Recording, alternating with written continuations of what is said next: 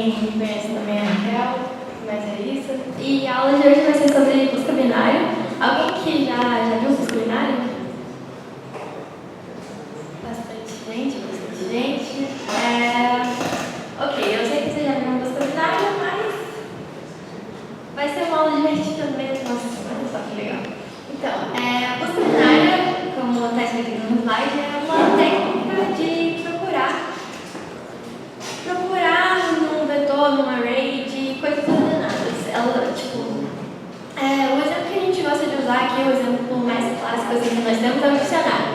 Quando você abre o dicionário, você vai lá e lê todas as palavras um por um para ver qual que é a palavra que você está procurando? Não, né? Você vai no meio do dicionário, ver a letra.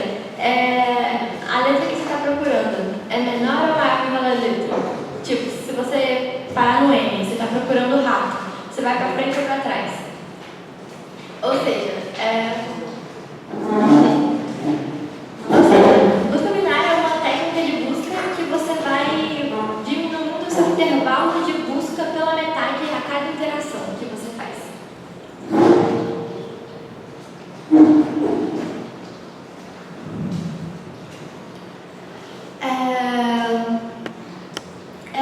Nesse slide aqui a gente está falando um pouco sobre as diferenças. Por que usar a busca binária? A gente vai usar a busca binária porque a busca binária é muito eficiente em comparação a outros algoritmos. Por exemplo, o algoritmo linear de busca. O algoritmo linear, você tem que passar um por um, é extremamente ineficiente, né? Porque você tem uma informação que você pode se aproveitar dela. E a informação é a lista está ordenada. Né?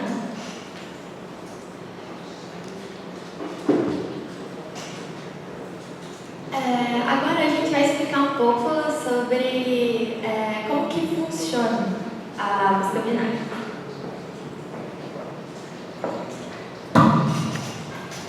Lembrando que esses slides aí estão grandes assim, mas é só para vocês poderem estudar depois assim, em casa, tá?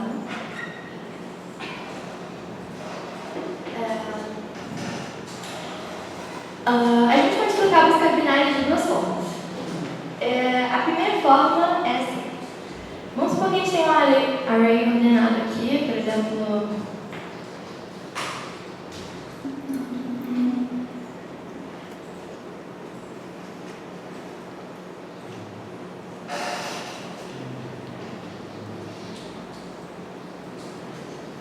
Essa aqui é a primeira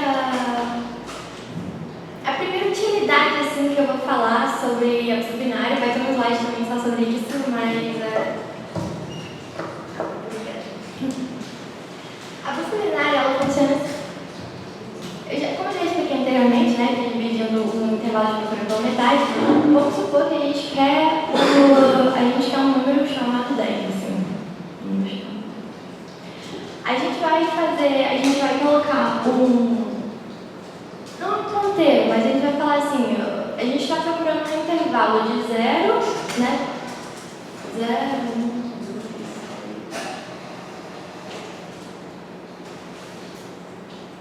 A gente vai dizer assim, a gente está procurando um intervalo de 0 a 6. Vamos pegar qual que é a metade desse intervalo. Aí a metade do intervalo vai ser aqui, essa aqui, isso aqui é a metade do intervalo. Nossa, que sorte, olha só.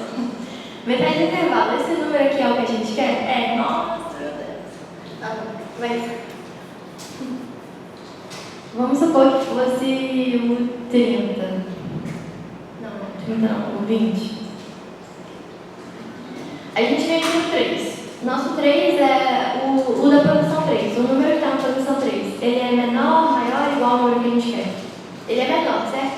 Ou seja, todos os números daqui até aqui, a gente não precisa nem olhar para eles, porque eles não importam pra gente, a gente não precisa deles. Então a gente agora só vai procurar nesse intervalo aqui. E aí, como é que a gente faz isso? A gente muda esse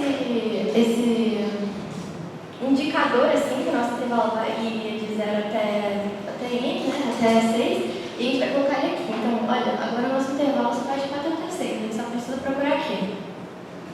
Depois disso a gente faz a mesma coisa, pega o mid, qual que é o mid? A metade, né? 5. Aí 5, 30. 30 é maior ou menor do que o número que a gente queria? É maior. Então a gente sabe que daqui pra cá não faz nem sentido a gente procurar ele, quem sabe que não vai dar. Aí a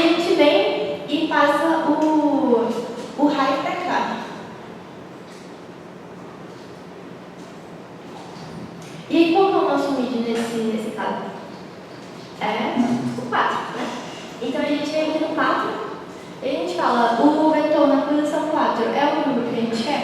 É, então a gente chegou no nosso número e na quantidade.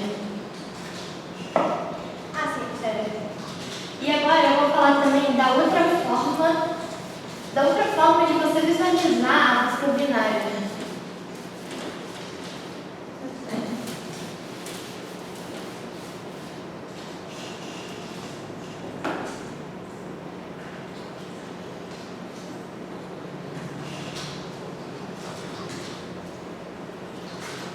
A outra forma da gente, na verdade, é um outro problema que é resolvido com busca binária. A busca binária é só aquilo que eu falei. Divide por metade, divide por metade, divide pela metade, divide muitas vezes. É só isso. Mas existem maneiras de você interpretar isso. Então, essa aqui é uma outra maneira de você interpretar isso. Seria tipo assim, eu vou fazer uma pergunta, por exemplo, assim. Qual que é o menor número que é maior do que 7? Não, calma. O menor número que é maior do que 10. Ou seja, a gente tem uma fila de números que não podem. E depois uma fila de números que podem. Ou pode ser o inverso. Você quer saber qual que é, dentre os iguais aqui, qual que é esse ponto aqui de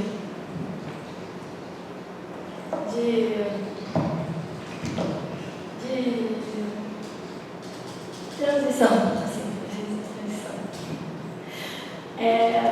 Ok, então esse programa aqui, ele é muito bem visualizado assim, vai mostrar um código para vocês. Existem várias maneiras de fazer o código de busca binária, tem um código específico que ele serve para tanto essa interpretação quanto a outra, e eu acho muito legal, mas de qualquer forma, na verdade eu vou explicar aqui em vídeo. Depois do código vocês vão entender, etc. Enfim, mas bem aqui, nesse cenário aqui, a gente quer, qual que é esse aqui? A gente quer esse aqui, né? Então a gente vem aqui na metade desse aqui, bota outra busca binária e a gente vem aqui. E a gente vê, ele não pode ser. Então aí você troca desse aqui pro primeiro daqui. Calma, eu acho que não ficou bem explicado porque esse vetor aqui talvez seja um pouco pequeno demais. Mas,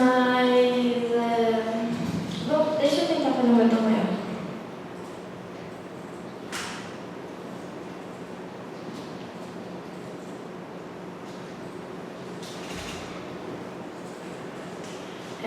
Então vamos supor que a gente quer esse aqui. Esse aí. Aí a gente, vamos fazer o algoritmo de busca. Esse aqui, o mídia vai ser esse aqui. Aí a gente vem pra cá. O número que a gente quer, o número não, a posição que a gente quer, ela precisa de mais do que a gente tem? Ela precisa de mais do que a gente tem ou ela precisa de menos?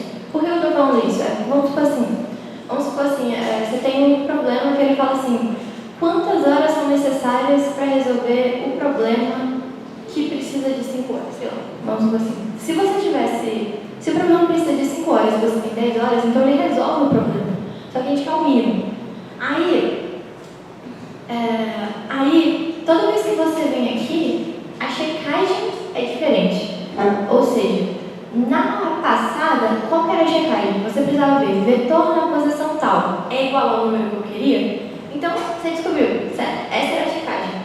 Agora a checagem mudou um pouco. Você só tem que fazer um cálculozinho para descobrir se esse número é menor ou maior do que o número que você queria, mas a ideia é a mesma, só a checagem foi um pouco diferente. Então esse aqui não é suficiente, porque eram 3 horas, sei lá. Então a gente precisa de mais horas. Então a gente pega qual que é o máximo de horas possível que ele poderia querer nesse problema, qual que é o número de horas que eu sei que é insuficiente, e eu faço metade de novo. Enfim, aí eu acho que a metade no caso é aqui, sei lá. E aí você vai fazendo esse algoritmo. A gente vai entender melhor quando usar o código. Complexidade computacional. Alguém aqui, tudo bem, já está escrito ali que é log-gen, mas alguém aqui se arrisca a explicar por que é log-gen? Porque está reduzindo pela metade o número de erros que você vai buscar cada vez. Exatamente, a cada interação a gente está dividindo pela metade. Então, é o log na base 2 de i. Não é na base 10, né? Tá, log mais na base 10. Ok, aí esse aqui é os casos de uso, foi o que eu falei. É tipo, o primeiro caso ali de usar para encontrar o vetor exatamente na mesma posição. Então, pesquisas em listas ordenadas, a lista está ordenada, né? Você vai lá e encontra o elemento. Divide por 2, divide por 2, divide por 2, diversas vezes, encontra o elemento. Você pode... sim, verificação de existência. Se a gente queria achar o 15, a gente veio pra cá, achou o 10.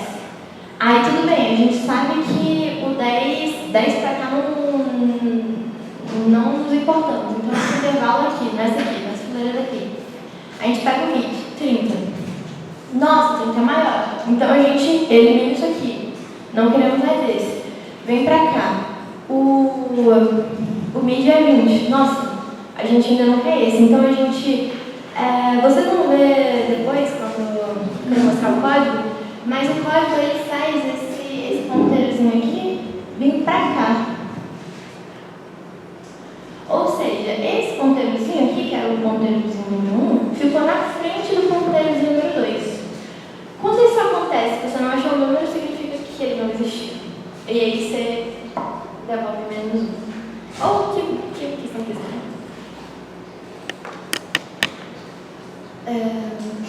E a localização precisa dos valores, que é quando você acha, você pode devolver o que você achou o valor, ou você devolve o valor do mid, né? O valor que você tinha achado.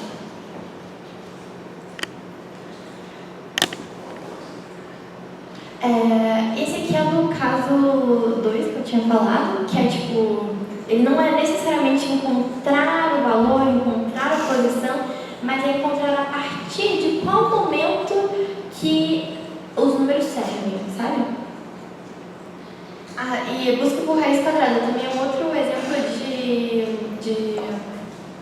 de problema, porque a busca a raiz quadrada, você não sabe qual que é a raiz quadrada. Você tem que pegar a metade, é mais ou menos, aí pega a metade de novo, é mais ou menos, é tipo qual que é a raiz quadrada de 17. Você sabe que de 16 é 4, de 25 é 5, então tem entre 4 e 5. Aí você faz, nossa, esse é um ótimo exemplo. Aqui, olha só.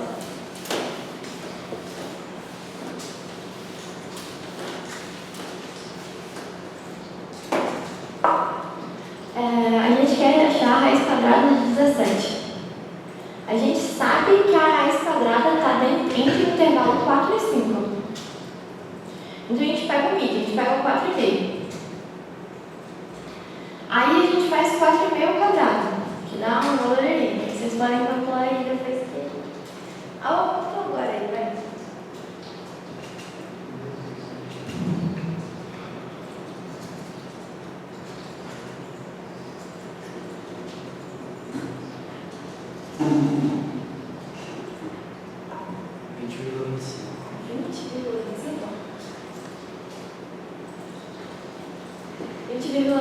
Ou seja, está maior, certo?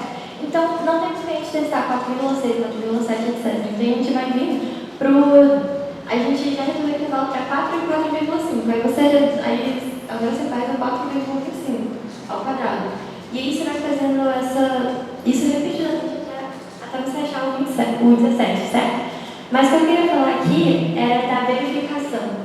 Agora, vocês perceberam que a verificação não era tipo encontrar o vetor na posição tal igual ao valor que eu queria? A verificação agora é o valor que eu encontrei ao quadrado é o valor que eu queria, sabe? A verificação ficou um pouco diferente, mas o princípio é o mesmo da possibilidade.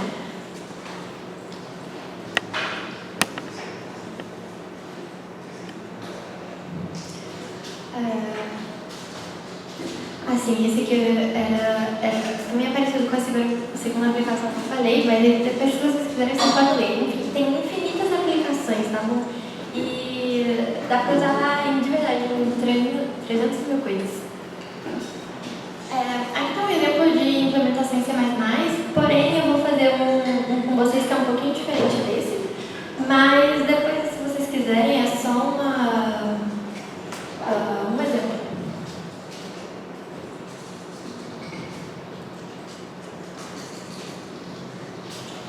E agora a gente vai resolver um problema junto. Aqui tem um problema, mas não vai ser o que a gente vai resolver. A gente vai resolver esse outro aqui.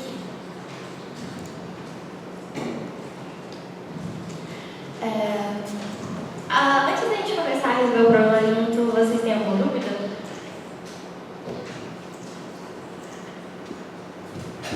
Ok. Então, olha só, esse aqui é o problema. Você recebe um array ordenado de números, seguido por uma série de consultas. Nossa, deixa eu falar uma coisa aqui antes que eu esqueça. Eu achei que estava no outro slide, mas eu devo ter perdido. Enfim, outros problemas que se resolvem com busca binária. Porque a busca binária, às vezes, ela não está muito visível para você. O array não está ordenado, ou não parece que seja de busca binária, mas é de busca binária. Então, algumas considerações é que você pode, em alguns problemas, vale a pena você ordenar o array antes de você fazer a busca binária, porque você poderia ordenar uma vez, mas para você achar o elemento ali, você precisa fazer vários. Então, vale a pena você ordenar e aí cada pergunta lá que ele faz, vale a pena você fazer a busca binária. Mas o que eu queria falar também era sobre problemas de busca binária na resposta. O que isso significa? Significa o seguinte: você tem um problema, o problema tem uma solução, mas como é que você acha essa solução? Você não sabe como é que acha essa solução. E aí, uma boa coisa para se pensar é assim: você para e pensa. Se eu soubesse a resposta, eu conseguiria fazer a verificação de que essa resposta é a resposta? Se essa verificação geralmente for curta, geralmente é um problema de busca binária na resposta. Ou curta ou fácil assim você fazer. Ou seja, o que é busca binária na resposta? Você pega qual que é a menor resposta possível para esse problema. Vamos supor que seja 0. Aí, qual que é a maior resposta possível para esse problema? Ou seja, tipo assim, se tiver, sei lá, um problema de tempo, e aí a questão máxima usa 10 segundos de tempo, são 10 elevado a 5 questões, ou seja, o máximo que você poderia usar de tempo seria 10 elevado a 6. É um exemplo, então, 10 elevado a 6. Então você pega esse intervalo no máximo, aí você pega qual que é a resposta do meio. Você testa essa resposta do meio, ela vai dar um resultado lá, ela funcionou ou não funcionou.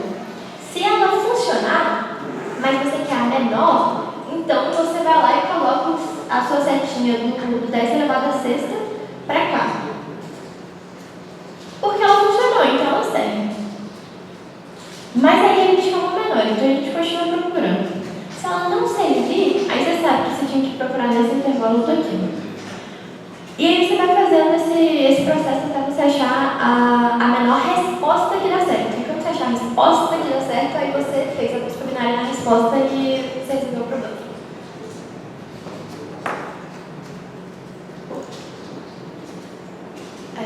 Ok. E agora, eu estou tentando ser bem rápida para vocês poderem depois ir para o install test também. Então, essa será a aula mais rápida que vocês verão hoje. Ok. A gente vai fazer esse problema aqui, é um problema direto, é uma multiplicação direta do binário. E é assim, você vai ter um array ordenado de números, e você vai ter consultas, e aí você precisa falar qual que é a posição. E se ele não existir, você imprime menos 1. Tá bom? Aí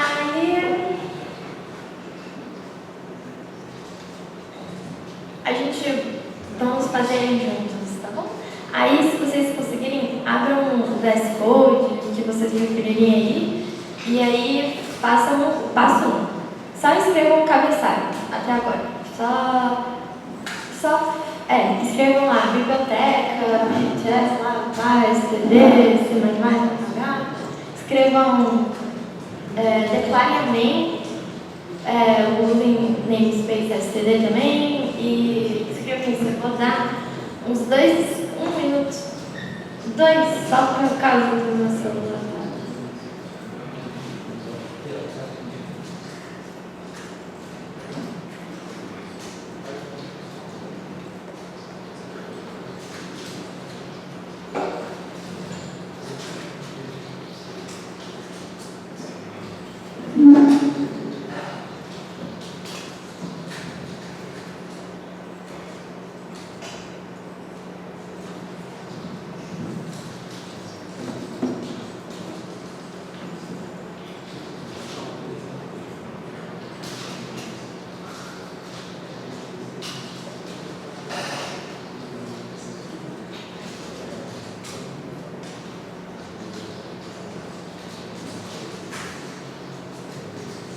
Se alguém tiver alguma dúvida, pode chamar nosso exército de professores auxiliares aqui, que eles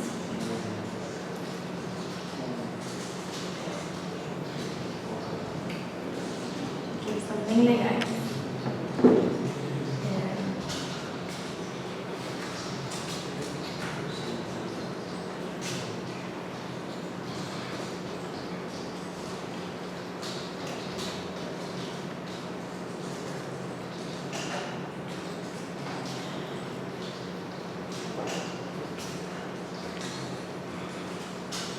Eu vou dando um tempo a mais também, porque tem que abrir o VS Code, tem que criar um arquivo. Enfim, aí olha só, deu 2 minutos. Vocês fizeram alguma coisa parecida com isso? Alguém pode me explicar o que é essa linha aqui? Por que eu coloquei ela?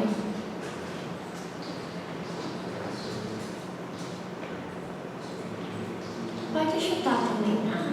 Eu acho que é porque é mais bonito, não sei. Então, gente, essa linha aqui, ela vai deixar o input e output mais rápido. Por que eu coloquei esse problema com ela aqui? Porque esse é o primeiro exercício da lista de vocês, tá bom? Então, se vocês não colocarem isso no primeiro exercício da lista, vocês não vão conseguir fazer, porque o tempo é muito apertado. Então, isso aqui é para deixar o input e output mais rápido, tá bom?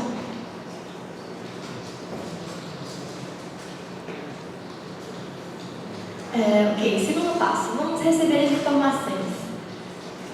Vocês lembram quais que são o input? Aqui a gente tem o próprio problema diz qual que é o formato do input. Então agora, dentro da main, vocês colocam você recebe, a primeira linha é o N e o Q, então vocês recebem N e Q. E aí vocês recebem os N números também. Eu vou dar mais 2 minutos.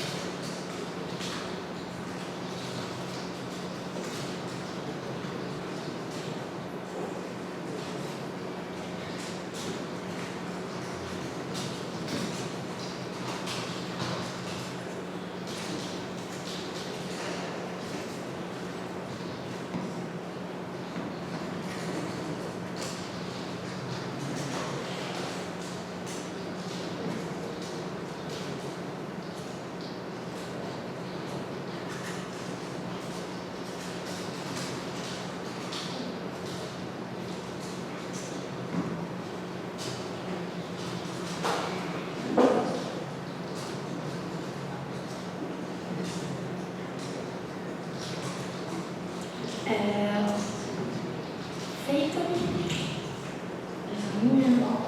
Vou considerar aqui.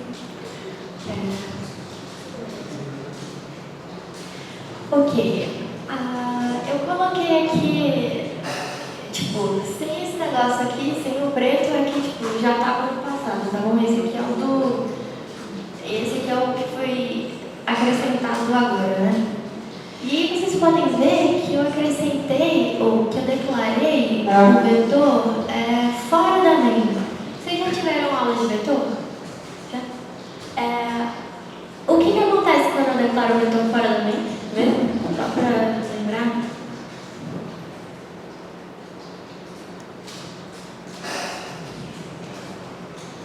Ele fica preenchido com zero. Isso, muito bem, ele fica preenchido com zero. E me diz, além de eu não precisar, além dele ficar preenchido com zero, eu queria saber um benefício de eu colocar fora da main. Você pode usar ele como função, além da main. Exatamente. E, ou seja, quando eu fizer a minha função da busca binária, eu não vou precisar passar o vetor pela função, porque ele já é global. Então, eu vou poder usar ele em qualquer uma das minhas funções. Lembrando que no outro slide tinha uma função de busca binária lá que ela passava o vetor como parâmetro, tá bom? Mas aí essa aqui que a gente vai fazer não... vamos deixar por fora. Sim, tá.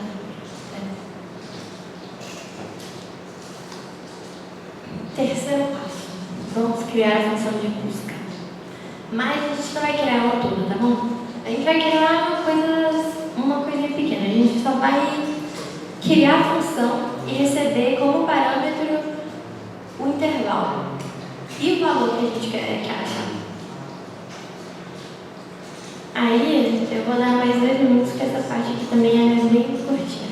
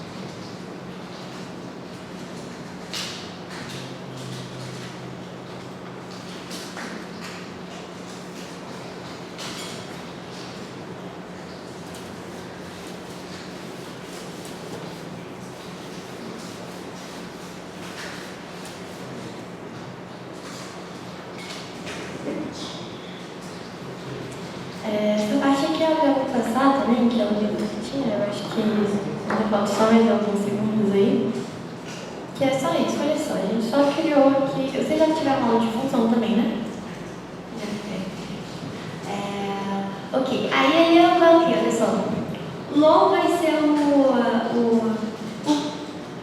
não é ponteira, assim, é o indicador da posição do menor número. E o high vai ser o número que indica a posição do maior, do extremo maior do nosso intervalo, tá bom? E o valor vai ser o que a gente quer. Ok, agora a gente vai só criar o loop de testes, tá bom? Não precisa terminar a função de disciplinar, mas se vocês queiram, claro, né? Mas aí esse eu vou dar 3 minutos, que só a menos que vocês não queiram, né? Não sei. Alguém aqui quer já continuar?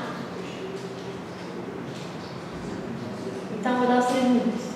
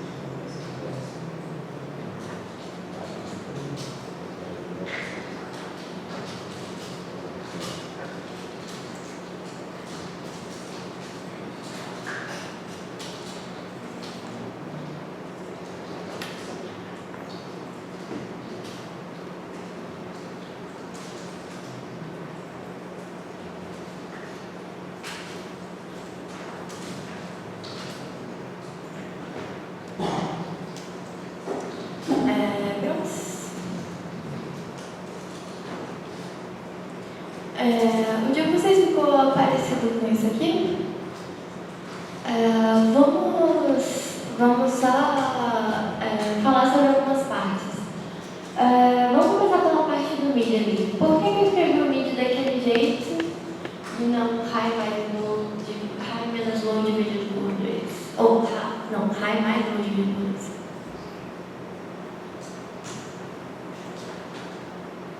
Na terceira linha.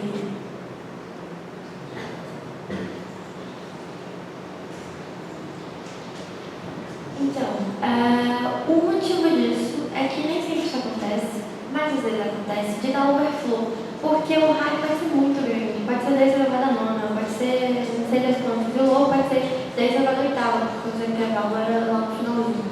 Então isso aqui é para você evitar dar overflow.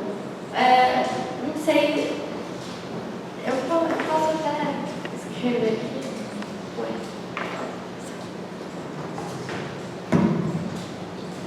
Só explicando a conta ali, tipo, o low tá aqui e o high tá aqui, né? Aí a gente pega esse intervalo, high menos low, divide por 2, que é isso aqui, e soma ao low aqui. Aí no final fica tudo. Então, até a metade, é a mesma coisa. É só para evitar dar overflow.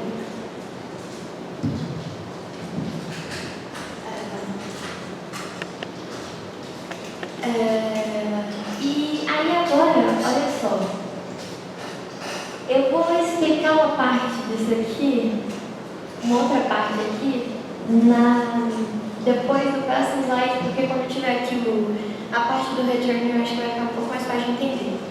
Mas, então eu vou passar para a próxima, mas depois eu vou voltar nesse aqui, tá bom? Eu vou voltar nele. Então, não sei, 1 minuto para colocar isso aqui. É só colocar. Não, esquece. Eu vou passar para o próximo para vocês entenderem o que eu quero dizer com isso. Então, olha só. Não sei se vocês repararam, mas esse código aqui é um pouco diferente do código do outro slide, da outra apresentação. Por que isso? Porque na outra apresentação a gente tinha um if ali em cima falando valor igual ao vetor na posição mid. Por que a gente não colocou isso aqui agora, né? Parece que está faltando alguma coisa? Sim. Mas o ponto do código ser desse jeito aqui é porque a gente não está fazendo na linha de raciocínio de achar o vetor da posição tal e devolve a posição tal. A gente está fazendo aquele segundo vamos achar o mínimo. Então, se a gente estivesse colocando aquele if, eu vou escrever aqui.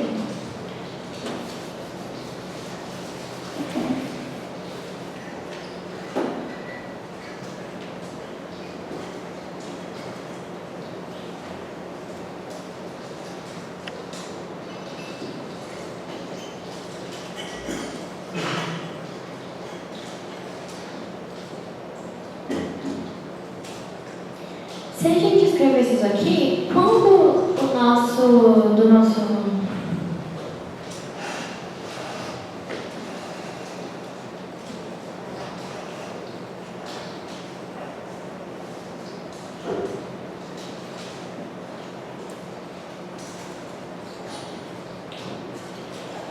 vamos supor que a gente estava aqui, sei lá, aqui era o low e aqui era o high. Imagina que, na verdade, vamos colocar o mais na frente.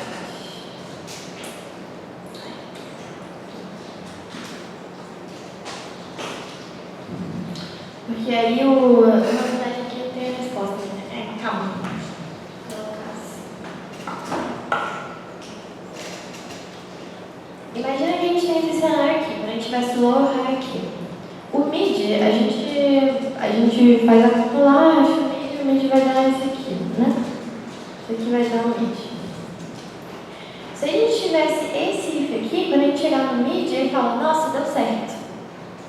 Então ele vai lá, entra aqui e sai. Ele não vai achar o mínimo, ele vai achar algum, entendeu? E aí, nesse cenário aqui, daquela forma de código ali, a gente faz assim, a gente encontrou algum, então a gente vai lá e passa calma. Ele é igual, então a gente diminui o high para cá. O high vai vir para cá. E aí, o que vai acontecer?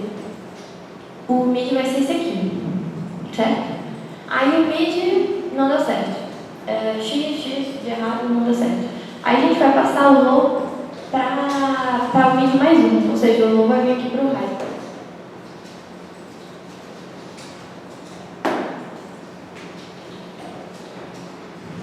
E aí vai ficar low igual a high. A gente ainda continua procurando. A verificação deu certo? Deu.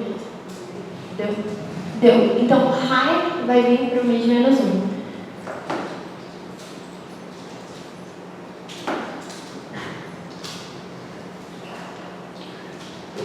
E aí a gente acabou, porque o low ficou maior que o high. O low ficou maior que o high, então a gente vai para cá. O vetor na posição low é igual ao valor, então ele tem a resposta. Na verdade, deixa eu explicar isso de outra forma. O low, o ponteiro do low, ele só muda se a resposta não der certo. Ou seja, quando o low ficar parado, é porque a resposta deu certo. Então, no final da interação, o low vai ter a resposta, porque o low só vai mudar quando ele quando a gente não achou a resposta. Entendeu? Alguém tem alguma dúvida sobre isso? Talvez não tenha ficado muito bem explicado.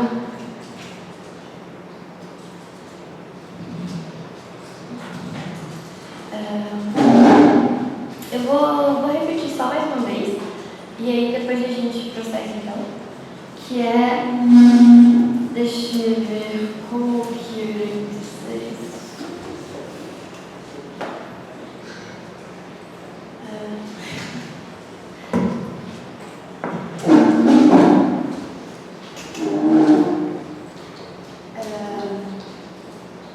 Eu vou colocar aqui vários cenários de mid, tá bom? Vamos supor que o mid dá aqui. Se o mid dá numa posição que dá errado, então a gente muda o low, certo? Então o low fica como o mid mais um, o low vem pra cá. O low e o mid. Ou seja, tá certo? Aí, vamos supor que o mid dava nessa posição aqui. Quando o mid dá errado, a gente coloca low igual a mid mais um, então o low vai ficar aqui. Se o low vai ficar aqui, então a gente tem certeza que todos os mids que a gente poderia ter encontrado aqui, tipo o high, em qualquer posição, teria verdadeiro, certo? Então a gente sabe também, e a gente sabe que se o mid dá verdadeiro, o low não muda, né? O high que muda. Então no final das contas, o low que vai ter a resposta. Se a gente tivesse agora que o mid era igual a...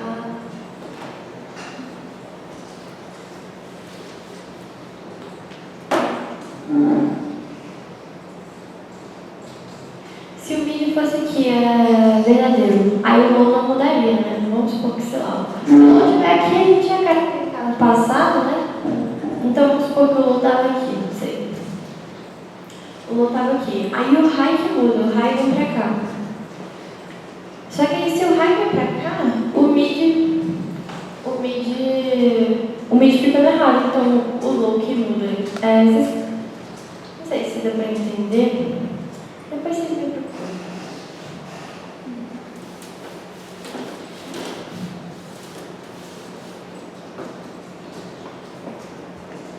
Me falaram que eu tinha que dar essa aula em até 50 minutos. Não, mas é verdade. Tá bom. Então, aí no final das contas, se o valor que a gente achou não era de verdade o resultado, a única coisa que pode significar é o quê? Que a gente não tinha valor. Porque foi a gente tinha um monte de X. O low estava aqui. Aí o high estava, sei lá, aqui. assim, não sei, tanto faz. Aí achou o mid, aí o low mudou, achou o mid, o low mudou, achou o mid, o low veio aqui pra depois do high. Só que ainda tava, aí você viu a posição do low. Aí deu errado também, é porque não tinha, é porque não existia.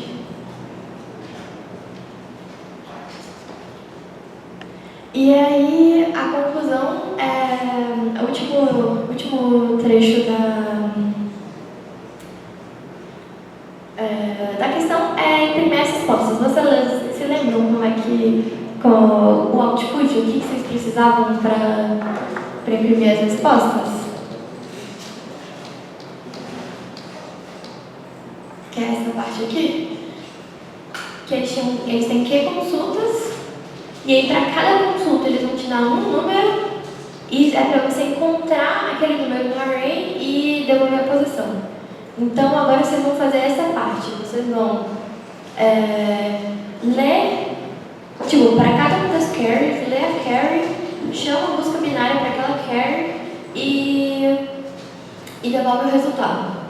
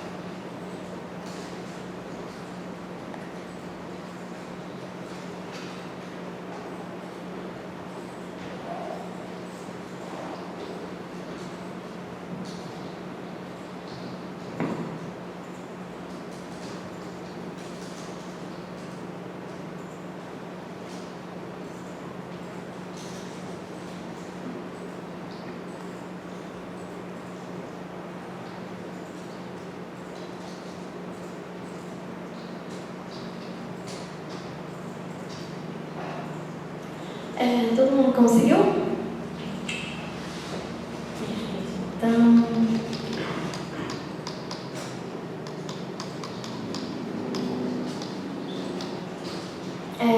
e aí, aqui eu voltei para a parte da main, escrevi aqui o for todas as carries, recebe o x da carry. Você não precisaria ter colocado esse aqui resposta igual, busca binária, depois do céu de resposta. Poderia ter colocado já direto aqui, busca binária aqui, mas não tem problema. E aí, ou seja, o menor número possível, que seria uma possível resposta, seria a posição 0, que é a primeira posição. A maior posição possível não é n, é n-1, porque o array vai de 0 até n-1. Então a gente coloca n-1. E o valor que a gente quer achar, que era o x. E a gente coloca o céu da resposta. Alguém sabe qual que é a diferença entre o barra n e o endline?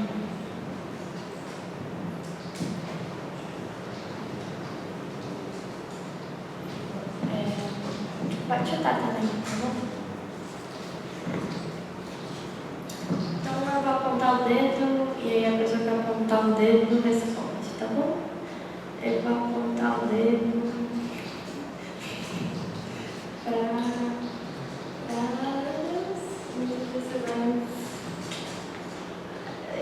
bom, mas então, o barra n ele é mais rápido que o endline. Olha só, calma. Eu acho, os universitários aí podem me ajudar, eu acho que ele é mais rápido independente, mas o endline, ele obriga o seu código a imprimir. E o barra n, ele não obriga, então ele pode esperar o final porque olha só, quando você coloca essa coisinha aqui, Olha só, versículo final. Quando você coloca esse iOS, esse stdio.time, ele basicamente está fazendo você esperar todo o input antes de você imprimir a sua resposta.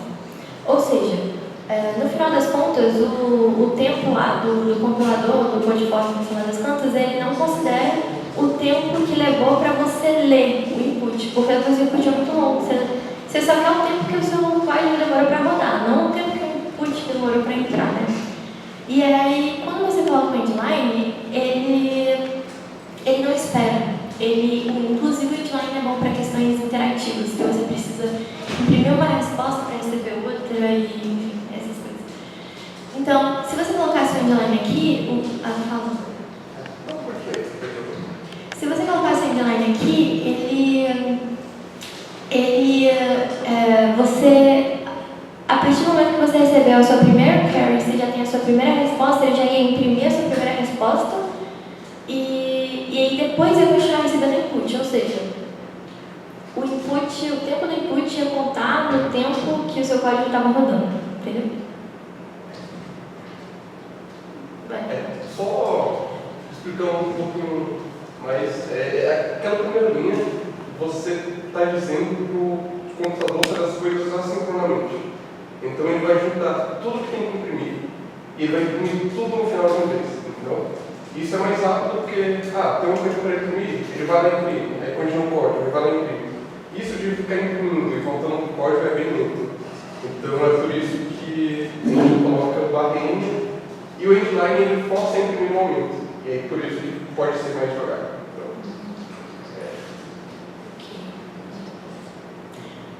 E aí, no caso dessa primeira questão de vocês, se vocês colocarem o endline aqui, ela não vai passar, tá bom?